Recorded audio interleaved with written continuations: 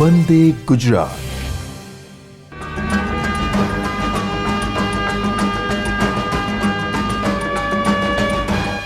નમસ્કાર. આજના virtual classroom training સેશનમાં આપ સૌનું હાર્દિક સ્વાગત છે.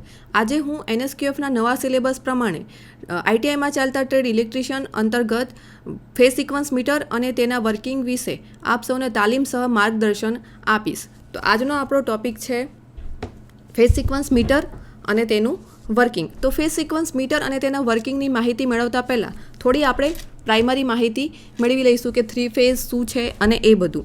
તો થોડી પરિચય મેળવી લઈએ.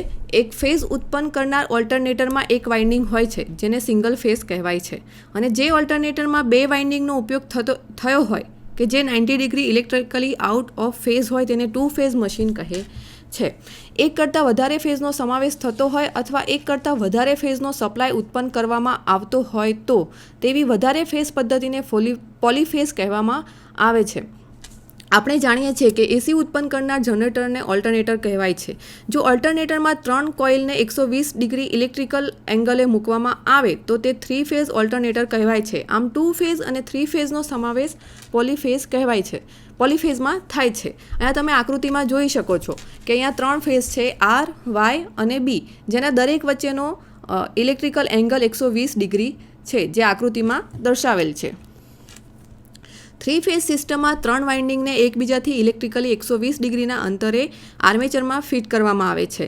આ આર્મેચરને મેગ્નેટિક ફિલ્ડમાં અચળ સ્પીડથી ફેરવવામાં આવે છે ત્યારે 3 ફેઝ વોલ્ટેજ ઉત્પન્ન થાય છે. આ ત્રણેય ફેઝમાં ઉત્પન્ન થયેલ વોલ્ટેજનું મહત્તમ મૂલ્ય તથા ફ્રીક્વન્સી સરખી હોય છે, પરંતુ ત્રણેય ફેઝ વચ્ચે ઉત્પન્ન થતા વોલ્ટેજની કિંમત સમયના સંદર્ભમાં ત્રીજા ભાગ જેટલો આવર્તનકાળ એટલે કે ટાઈમ પિરિયડનો તફાવત હોય છે. આમ 3 ફેઝ સિસ્ટમમાં R ફેઝ મહત્તમ કિંમતે પહોંચે, ત્યારબાદ Y ફેઝ 120 ડિગ્રી પછી તેના મહત્તમ મૂલ્ય પહોંચે અને Y ફેઝ પછી B ફેઝ 120 ડિગ્રી મૂકી પછી તેના મહત્તમ મૂલ્ય પહોંચે છે. જે તમે આકૃતિમાં જોઈ શકો છો કે અહીંયા ત્રણેય R, Y, B ફેઝનો તેની મહત્તમ કિંમતે પહોંચવાના ટાઈમ સાથે દર્શાવેલું છે. તો આ થઈ આપણી પ્રાઇમરી માહિતી. હવે એના પછી જોઈશું ફેઝ સિક્વન્સ શું છે. તો ફેઝ સિક્વન્સ એટલે 3 ફેઝ સિસ્ટમમાં ઉત્પન્ન થતા EMFની મહત્તમ વેલ્યુ પ્રાપ્ત કરવાની સિક્વન્સને ફેઝ સિક્વન્સ કહેવાય છે. અહીંયા તમે આકૃતિમાં જોઈ શકો છો કે તમે R ફેઝને લઈ લો તો R ફેઝને અહીંયા 0થી માંડીને અહીંયા મહત્તમ કિંમતે જ્યારે તે પહોંચે છે ત્યારે એ જે સિક્વન્સ પ્રાપ્ત થાય છે કે ફોર એક્ઝામ્પલ પહેલાં R ફેઝ મહત્તમ કિંમતે પહોંચે છે, પછી B ફેઝ મહત્તમ કિંમતે પહોંચે છે અને પછી Y ફેઝ મહત્તમ કિંમતે પહોંચે છે અને પછી B ફેઝ મહત્તમ કિંમતે પહોંચે છે, તો તેની સિક્વન્સ થશે R, Y અને B. તેવી જ રીતે RBY ફેઝ સિક્વન્સમાં મહત્તમ કિંમતે પહોંચવાનો ક્રમ અનુક્રમે RB અને Y હોય છે. નોર્મલી એટલે કે જનરલી RYBને પોઝિટિવ સિક્વન્સ તરીકે અને RBYને નેગેટિવ સિક્વન્સ તરીકે દર્શાવાય છે. તો આ ફેઝ સિક્વન્સ શા માટે જરૂરી છે? જો સાચી ફેઝ સિક્વન્સ ના હોય તો શું પ્રોબ્લેમ થાય? તો એટલે કે સાચી ફેઝ સિક્વન્સનું મહત્ત્વ શું છે તે જોઈશું. તો જુદી જુદી 3 ફેઝ સિસ્ટમના કનેક્શન માટે સાચી ફેઝ સિક્વન્સ જરૂરી છે. ઉદાહરણ તરીકે જ્યારે 3 ફેઝ ઓલ્ટરનેટરને બીજા ઓલ્ટરનેટર અથવા કોમન વોલ્ટેજ સિસ્ટમ સાથે પેરેલલમાં જોડવામાં આવે ત્યારે ફેઝ સિક્વન્સ ખૂબ જ જરૂરી હોય છે. એટલે કે એક ઓલ્ટરનેટરનો ફેઝ R બીજા ઓલ્ટરનેટરના ફેઝ R સાથે જ જોડાયેલો હોય તે ખૂબ જ જરૂરી છે. તેવી જ રીતે ફેઝ Y બીજા ફેઝ Y સાથે અને ફેઝ B બીજા ફેઝ B સાથે જોડાયેલા હોવા જોઈએ. તેવી જ રીતે ઇન્ડક્શન મોટરમાં પણ ફેઝ સિક્વન્સ બદલાઈ જતાં મોટરની ફરવાની દિશા પણ બદલાઈ જાય છે. મશીનરી પણ ખોટી રીતે ચાલશે એટલે કે ઇન્ડક્શન મોટરની ફરવાની દિશા બદલાઈ જતાં તેની સાથે જોડેલ લોડ એટલે કે કોઈ બી મશીનરી કે કઈ બી વસ્તુ જોડેલી છે તેની પણ ફરવાની દિશા બદલાઈ જશે, જેનાથી આપણને ખૂબ મોટું નુકસાન થઈ શકે છે. જ્યારે આઉટપુટ કેપેસિટી વધારવી હોય ત્યારે 2 મશીનને પેરેલલમાં જોડવામાં આવે છે.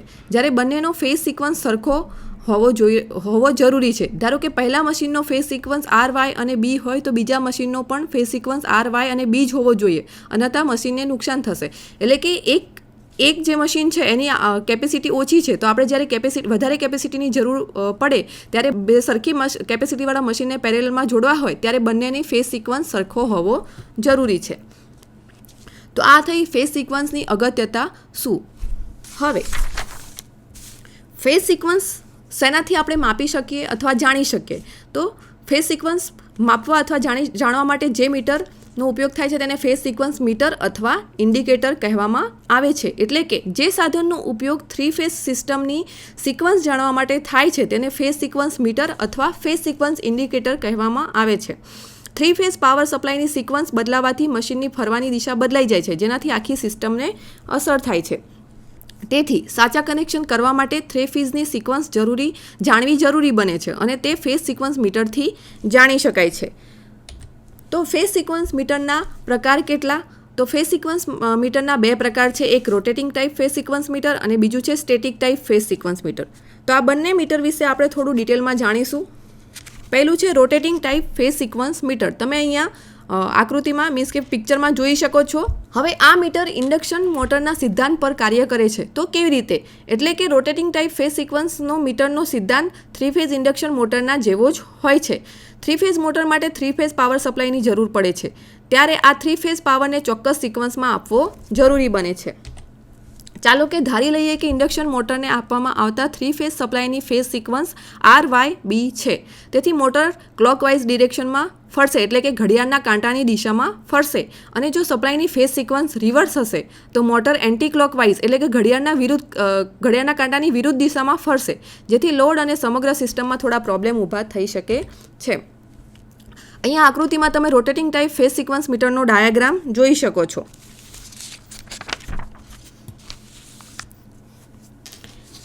જ્યારે આપણે 3 ફેઝ સપ્લાય ફેઝ સિક્વન્સ મીટરની કોઇલને આપવામાં આવે છે ત્યારે કોઇલ રોટેટિંગ મેગ્નેટિક ફિલ્ડ ઉત્પન્ન કરશે.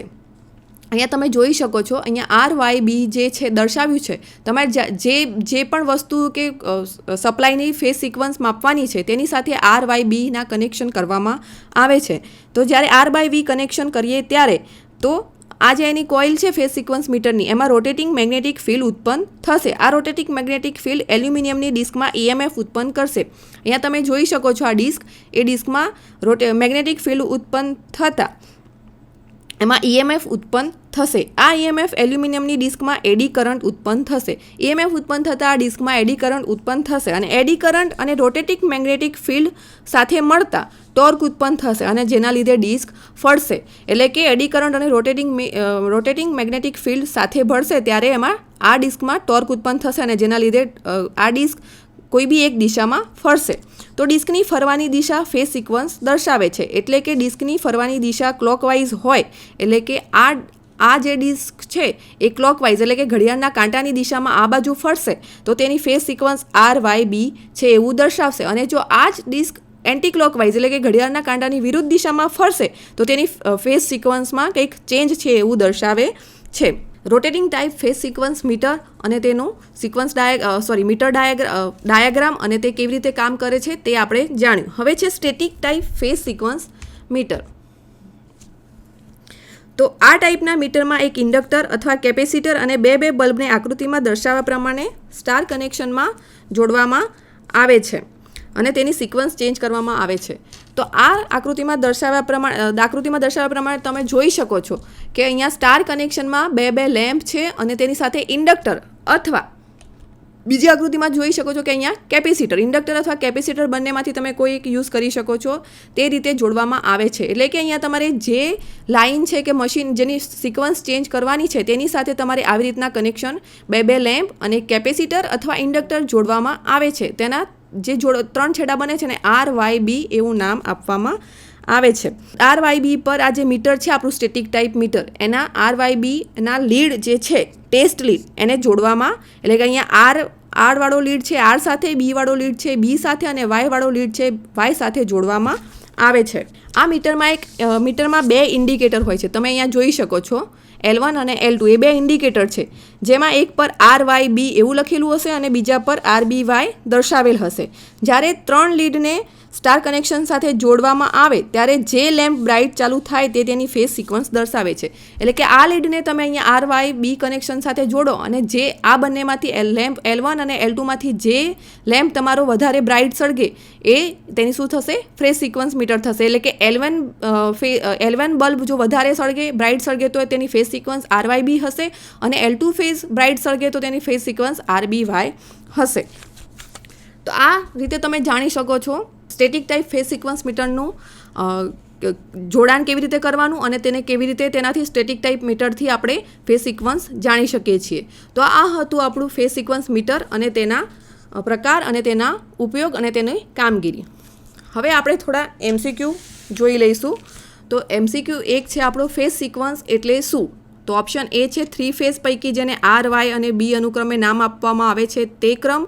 ઓપ્શન બી છે 3 ફેઝ પૈકી પ્રત્યેક ફેઝના સમયના સંદર્ભમાં મહત્તમ વોલ્ટેજ પ્રાપ્ત કરવાનો ક્રમ. અને ઓપ્શન સી છે મોટર સાથે જોડતો પ્રથમ, બીજો અને ત્રીજા ફેઝનો ક્રમ. અને ઓપ્શન ડી છે કેબલમાં રહેલ રેડ, યલો અને બ્લુ કલરની પેરનો ક્રમ. તો આપણે ફેઝ સિક્વન્સ એટલે શું આગળ આપણે એની ડેફિનેશન જોઈ ગયા. તેમાં થશે ફેઝ સિક્વન્સ 3 ફેઝ પૈકી પ્રત્યેક ફેઝનો સમયના સંદર્ભમાં મહત્તમ વોલ્ટેજ પ્રાપ્ત કરવાનો ક્રમ. તે આપણો જવાબ થશે. બીજો ક્વેશ્ચન છે ફેઝ સિક્વન્સ નીચેના પૈકી કયા લોડ માટે ખૂબ જ મહત્ત્વ ધરાવે છે? તો લાઇટિંગ લોડ માટે ઓપ્શન બી છે 3 ફેઝ મોટર લોડ માટે. ઓપ્શન સી છે 3 ફેઝ ટ્રાન્સફોર્મર પેરેલલ ઓપરેશન માટે. અને ઓપ્શન ડી છે બી અને સી. તો આપણો જવાબ છે ઓપ્શન ડી, બી અને સી. તો phase sequence 3 phase motor load માટે અને 3 ફેઝ ટ્રાન્સફોર્મરના પેરેલલ ઓપરેશન માટે ખૂબ જ જરૂરી છે. તો આ લેસનના અંતે આપણે ફેઝ સિક્વન્સ શું છે, તેનું મહત્ત્વ શું છે અને જો ફેઝ સિક્વન્સ આપણે પ્રોપર ના કરીએ તો તેનાથી થતાં શું નુકસાન છે તે વિશે જાણ્યું.